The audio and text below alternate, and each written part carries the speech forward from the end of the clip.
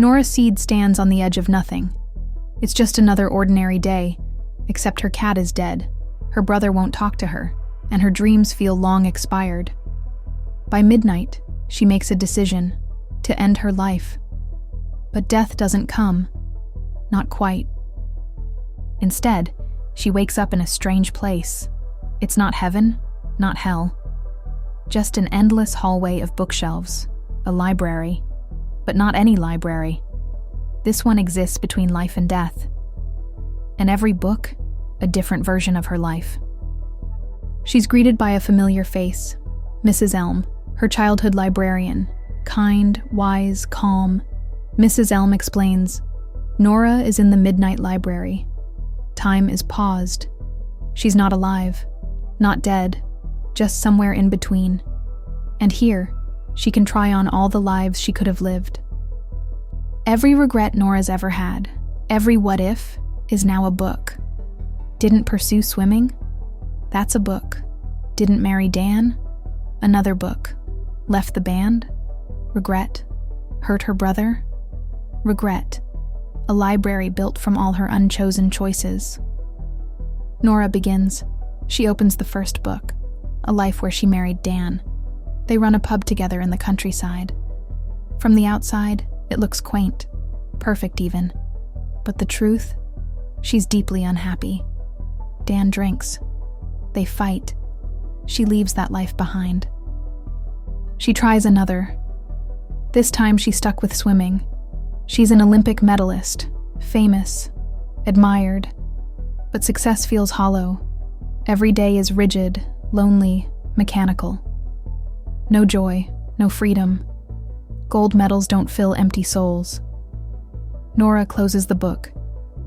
She keeps going, a glaciologist, studying ice in the Arctic, a philosopher in Australia, a rock star touring the world, a mother to a young daughter.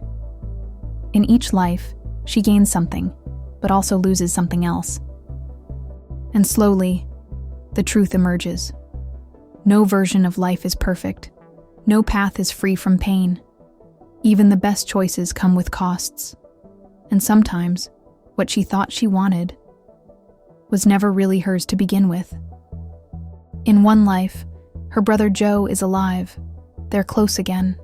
She's in a successful band. It feels right, for a moment. But even here, cracks appear.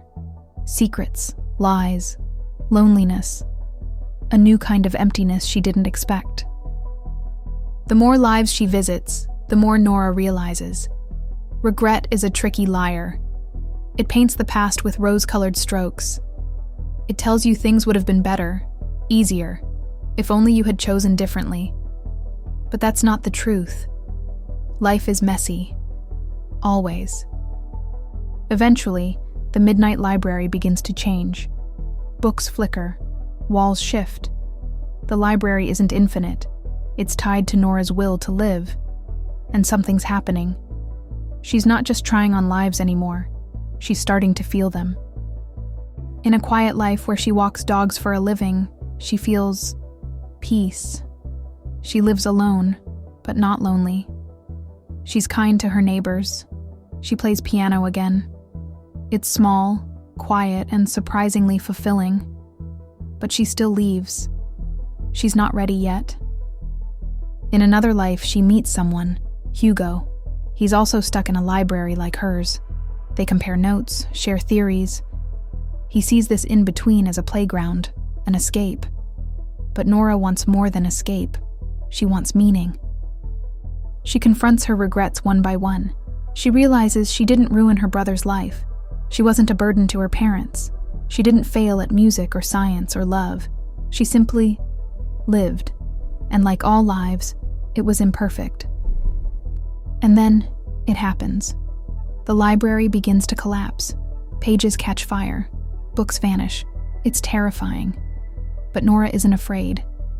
For the first time, she knows what she wants.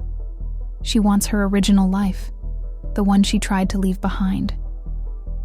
She wakes up on the bathroom floor, cold, trembling, alive. The overdose didn't kill her, and now, truly now, she doesn't want it to. Nora Seed chooses life, with all its mess, pain, and possibility. The world hasn't changed, but Nora has. She reaches out to her brother, apologizes, connects. She adopts a new cat. She starts teaching music again, and she gives kindness freely, especially to herself. She realizes the most radical act isn't chasing a better life. It's choosing to embrace the one you already have. Regret can be a teacher, but it should never be a jailer. Nora is no longer a prisoner of her past. Every possible life taught her something, but none were better than the one she'd left behind. Not because it was perfect, but because it was hers, the only one still being written. And that made it the most powerful of all. The midnight library fades, not in sadness, but in peace. It served its purpose. It showed Nora the truth, that living is not about never falling. It's about rising again, fully awake, fully present, fully alive. There's no grand finale, no fireworks, just a woman, walking into the morning light, one step at a time, choosing coffee, choosing music, choosing to smile, choosing life. Regret no longer rules her. She sees it now for what it is, a whisper from the past, not a prophecy. The future is unwritten, and Nora holds the pen. She doesn't need to be extraordinary. She doesn't need to be famous, or rich, or brilliant. She just needs to be real, present, alive in the quiet moments that once felt invisible. She plants a seed, not a metaphor, an actual seed, in her small backyard, because now she believes in things that grow slowly, things that take time, like healing, like meaning, like herself. There's still sadness. There are still bad days, but now she doesn't see them as endings, just pauses. She breathes through them. She writes them down. And then she keeps going. The midnight library is gone, but its lesson stays. You don't need infinite lives. You need this one. Fully felt, fully chosen, even with its cracks and shadows. You are not your past. You are not your failures. You are not your regrets. You are possibility and the power to choose again. That is the true miracle. Nora doesn't have all the answers. She never will. But that's okay. Living isn't about having answers. It's about asking better questions and being brave enough to live into them. So she walks through the town again, the same streets, the same people, but everything feels different. Not because they changed, but because she did. Sometimes the most extraordinary life is simply the one we dared to stay in, to choose again, to forgive, to feel, to live.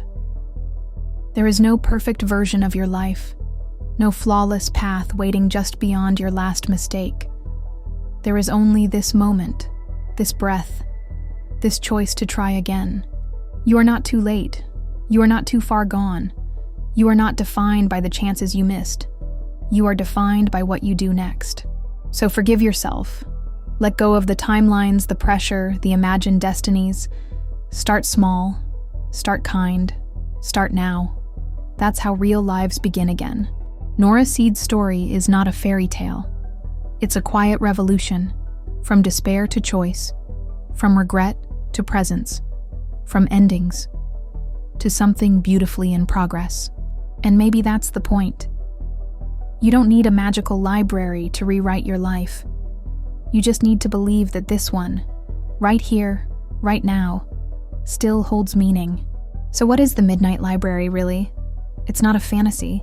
It's a mirror, a reminder that you're already the author. And the story isn't over, unless you stop writing. Final quote from Matt Haig. You don't have to understand life. You just have to live it. No deeper truth has ever fit between so few pages. Thank you for being here. Thank you for listening. If Nora's story moved you, let it echo in your own. Regret is just a shadow, but you are the light. Want more books like this, without spending hours reading them? Subscribe to No Time for Reading. We bring the most powerful books to life, one voice at a time.